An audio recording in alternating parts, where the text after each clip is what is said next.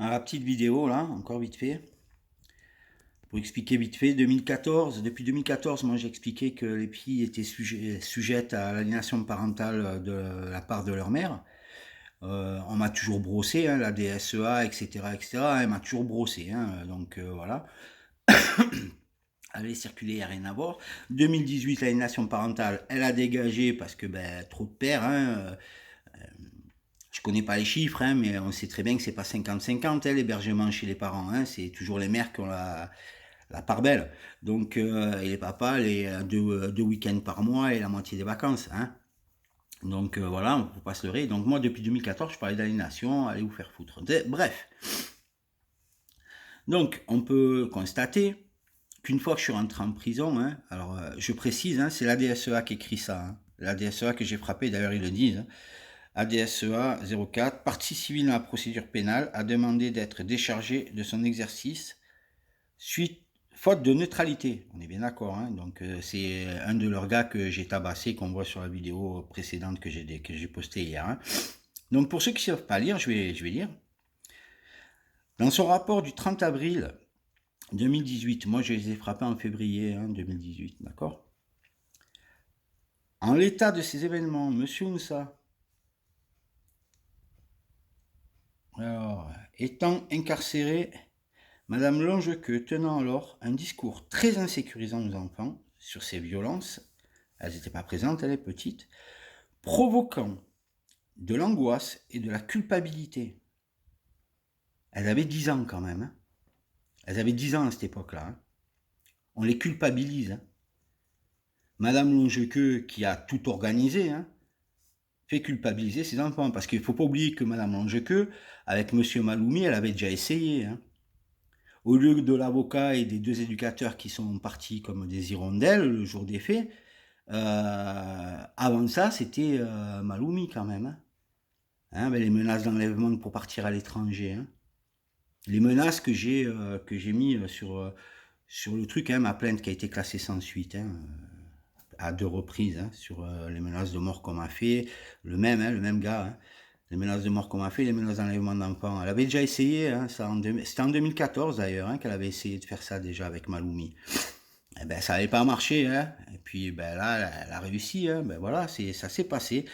Donc, les victimes, je pense qu'elles peuvent leur dire merci aussi. Donc, suite à ça, donc à ce que je vous ai lu, l'angoisse et de la culpabilité, le service, quand même, mandaté à solliciter une réévaluation de la situation des mineurs chez leur mère.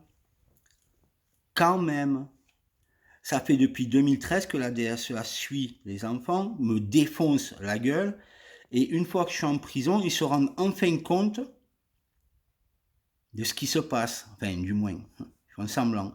Réévaluation qui n'a jamais eu lieu, hein, ceci dit, hein, puisque c'est l'UEMO 04 qui a récupéré le dossier. On peut pas dire que l'AEMO 04 et l'UEMO 04 soient des inconnus les uns des autres, hein, et qu'il n'y ait pas un dossier de suivi qui soit fourgué à l'un à l'autre. Mais c'est pas grave. Hein.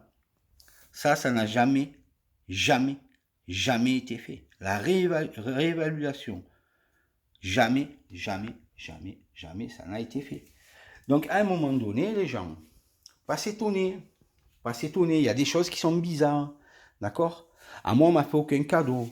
À Madame Longequeux, on en a fait un paquet quand même, hein, dont celui de la laisser tranquille pour défoncer psychologiquement des enfants quand même. Hein. Et ça continue, hein, et ça continue. Donc voilà, je voulais juste expliquer ça. Hein, voilà, mettre que ben, désormais je suis pas tout seul à dire qu'il y a l'aliénation parentale et qu'il y a de la manipulation.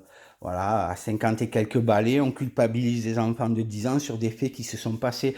Alors je tiens à préciser, ce ne sont pas des enfants de 10 ans qui ont dit à l'avocat que je rôdais autour de chez elle. Hein, Ça a été dit. D'ailleurs, j'ai envoyé un document. J'ai dit, mais il faudrait à l'avocat, puisqu'il il a repris ça. Hein. Je rôdais. Hein. Je sors 2 fois de l'école à la rentrée parce que je suis allé voir la classe de mes enfants. 2 fois, j'ai téléphoné. J'ai dit à mes filles, je passe en bas de la rue, je vous fais coucou. J'étais avec ma compagne. Je suis passé, j'ai fait coucou. Devant tous les voisins de la route, il y avait tout le jardin qui nous séparait. Les filles étaient à leur fenêtre. Moi, j'étais en bas dans la rue. Alors que rien, hein. J'aurais pu passer normalement. J'aurais pu descendre. On aurait pu se faire la bise. Et même aller manger une glace, normalement. J'avais aucune interdiction, ni quoi, ni qu'est-ce. Hein. Ni quoi, ni qu'est-ce. C'était juste pour pas dire je donne matière à. Donc je suis passé, j'ai fait coucou. J'ai pas donné matière à, mais malgré ça, on a quand même dit que je rôdais autour quand même. Hein. Que je rôdais autour. Mais qu'est-ce que j'en ai à branler de rôder autour, hein. Qu'est-ce que j'en ai à branler. Moi, j'ai ma vie ailleurs. Euh, voilà, hein, quand on a tiré la chasse, on a tiré la chasse, hein, on remet pas le nez dedans, hein, ça sert à rien. Hein. Donc voilà, bref, j'ai demandé à ce que ça se calme et on a continué. Et pareil, on m'a menacé clairement de m'enlever mes enfants.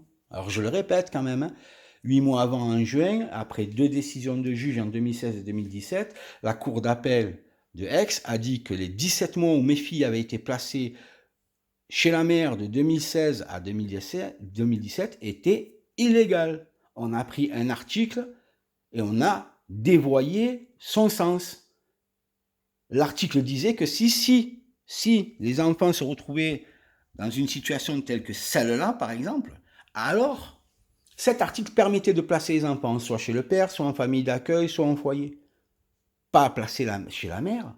Et on m'a fait ça. Et j'ai fait quand même 38 jours de grève de la faim hein, pour ça, hein, devant leur porte. Hein. En 2016, hein, devant leur porte. Hein. Et il a fallu une erreur à la cour d'appel pour que je puisse avoir au moins une date que j'ai conservée et quand je suis passé. Et 8 mois après, Maître Kissambou demande à nouveau le placement des enfants chez la mère devant une nouvelle juge, qui est une juge placée à l'époque. Qui est une juge placée. Et qui est officier depuis plus de 6 mois. La loi dit qu'elle est placée par le président de la cour de correction. La cour d'appel de Aix-en-Provence, que c'est valable que 6 mois, qu'elle peut être reconduite que 6 mois, mais il faut qu'elle soit reconduite. Et qu'au bout d'1 an, elle demande à prendre le poste, et si elle ne prend pas le poste, elle doit partir. Je ne sais même pas si elle a été reconduite, et je ne sais même pas si elle n'est pas au-delà d'1 an. Elle est toute nouvelle. Elle est toute nouvelle. On arrive avec 2 éducateurs et un avocat qui demandent la même chose. Ils se sont fait une entente royale. Et j'aimerais bien dire aussi, la DSEA 83 qui me suivait a émis elle aussi un truc en février en disant qu'elle avait contacté la DSEA 04 et que la DSEA 04 l'avait rassuré, que tout allait bien pour les enfants, alors qu'en parallèle, la DSEA 04 remettait à la juge un document qui dit que c'était une catastrophe et qu'il fallait me les enlever, sur les simples propos de Madame Longequeux. Ben, bravo. Et après, après qu'ils aient pris une branlée, étrangement, ils se rendent compte. Alors peut-être que ça a remis les cerveaux à leur place, hein, j'en sais rien, peut-être. Hein, c'était un mal pour un bien, hein, j'en sais rien. Mais bon, toujours est-il que là, ils le disent. Hein. Là, ils le disent. Hein. Voilà, un discours très insécurisant aux enfants sur ces violences, provoquant de l'angoisse et de la culpabilité. Voilà, au point que les services demandent une réévaluation de la situation des mineurs chez la mère, réévaluation qui n'a jamais eu lieu encore une fois. Voilà, comme toutes les choses, hein, toutes les choses qui mettent à défaut Madame Longequeux dans des enquêtes ou n'importe quoi, tout a été abandonné, ou rien n'a été fait, rien n'a été diligenté, enfin bref, ou alors ça a été diligenté mais pour camoufler. Voilà, moi quand j'enregistre Madame Longequeux qui dit je vais t'enfermer dans le placard et qu'elle met une gifle et qu'on entend un gifle à la petite alors qu'on est en train de parler, la seule chose qui a été diligentée, c'est placer les enfants de façon illégale chez la mère, pour la simple et bonne raison qu'avec ce placement-là, il était assorti, et on pouvait assortir, le fait de me restreindre les appels téléphoniques. Quand même. Quand même, ces enregistrements ils sont partis de partout, chez la juge, chez les juges respectifs, juge d'enfants, juge d'affaires familiales, au truc du recueil des informations préoccupantes, à Digne, enfin bref, tout le monde était au courant de ces enregistrements, j'ai suffisamment foutu le bordel avec, mais la seule chose qui a été faite par la juge quand elle a eu le DVD dans les mains avec les enregistrements, c'est de placer les enfants de façon illégale chez la mère et de me restreindre à 3 appels par semaine. Voilà. Ça a été la seule chose. Et voilà pourquoi elles ont été placées. Simplement pour m'empêcher, enfin, à m'empêcher entre guillemets, puisque moi j'enregistrais 24/24 tous mes appels. Hein. Donc, de toute façon, que ce soit mes filles, ma compagne, n'importe quoi, tous mes appels étaient enregistrés. Mais ben voilà.